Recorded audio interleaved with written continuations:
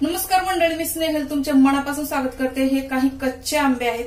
चला यापासून आपण एक छानशी डिश बनवायची आहे। सर्वात आधी आपण याची पिलरनं सालं काढून घेऊया। सर्व आंब्याची पूर्ण सालं काढून घ्यायची आहेत। आपण फक्त 2 ते 3 आंब्याचं बनवूया, एवढं सगळं नाही बनवायचं आपल्याला, कारण 3 ते 4 दिवसात संपेल इथपर्यंतच आपल्याला बनवायचं आहे हे। जेव्हा पण आपण आंब्याचा कुठलाही पदार्थ बनवू त्या अगोदर आंबे आपण 1 तास कमीत कमी पाण्यामध्ये ठेवायचे। टेम्परेचर थोडं आपण डाऊन करायचं असतं, कारण मार्केटमध्ये आंबे 2-3 दिवस किंवा बरेच दिवस असेच पडलेले असतात। छान धुवून सुकवून नंतरच आपण हा पदार्थ करायचा आहे। आंबा कोणाला नाही आवडत, सर्वांना आंबे खायला आवडतात, कच्चे असो, पण तो जमाना गेला कच्चे आंबे खायचो। आता कच्चे आंबे कोणीही खात नाही। चला तर हे आपण 3 आंबे साईडला करून ठेवूया। चला तर हे आपण आंबे कापून घ्यायचे आहेत।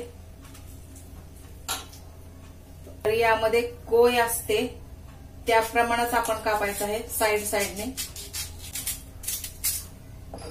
एकदम सेंटर मध्ये चाकू नाही ठेवायचा आहे, कारण याच्या आतमध्ये कोय आहे।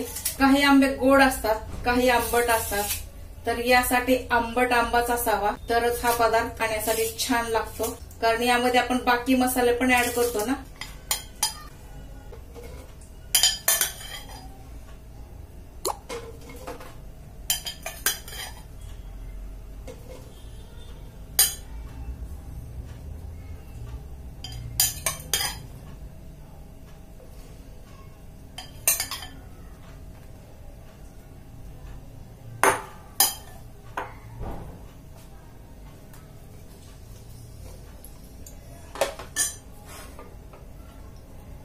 हे आपण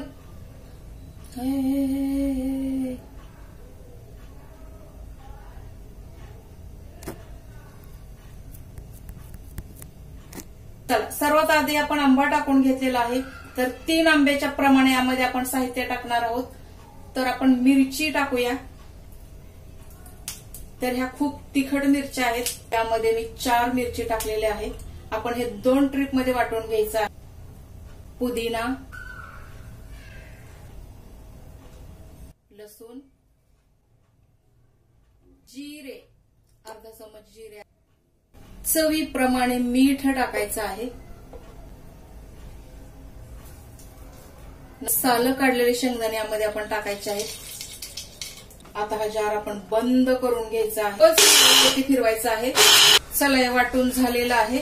दोन्ही सर्व एकत्र मिक्स करून वाटलेलं आहे। मी जे पहिलं वाटलं होतं ते पण आणि हे पण। सर्वात शेवटी आपण काय करायचे, जी टेस्ट बघायची, मीठ किती आहे ते चेक करायचं आहे। मीठ कमी असेल तर मीठ यामध्ये टाकायचं आहे। तर आपल्याला थोडीशी मिठाची आवश्यकता आहे, यामध्ये थोडंसं मीठ टाकायचं आहे आणि फक्त 1 चम्मच आपण तेल टाकायचं आहे। फक्त 1 चम्मच टाकायचं आहे। यामुळे काय होईल, टेस्ट छान होईल। जास्त आंबट किंवा जास्त तिखट हे लागणार नाही। आणि हा जार आपण आणखीन एकदा मिक्सीमध्ये फिरवून घ्यायचा आहे। चला मंडळी, आपण एक छान मिक्सीमध्ये फिरवून घेतलेला आहे। आपण आता या बोल मध्ये काढून घ्यायचं आहे।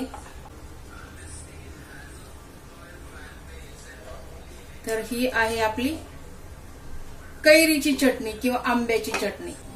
चला मित्रांनो, चॅनलवर नवीन असाल तर चॅनलला सबस्क्राईब करा, तसंच बेल आयकॉन क्लिक करा। यामुळे काय होईल, माझे पुढील येणारे व्हिडिओज सर्वात आधी तुमच्यापर्यंत येतील। चला तर ही आंब्याची किंवा कैरीची चटणी कशी वाटली, कसा वाटला हा व्हिडिओ, तुमच्या कमेंट्सद्वारे तुमचा फीडबॅक द्यायला विसरू नका। चला तर मग व्हिडिओ आवडला असेल तर लाईक करा, शेअर करा, चॅनलला सबस्क्राईब करा। भेटू असंच नेक्स्ट रेसिपीसह। तोपर्यंत स्वस्थ रहा, मस्त रहा आणि सर्वात महत्वाचं हेल्दी रहा।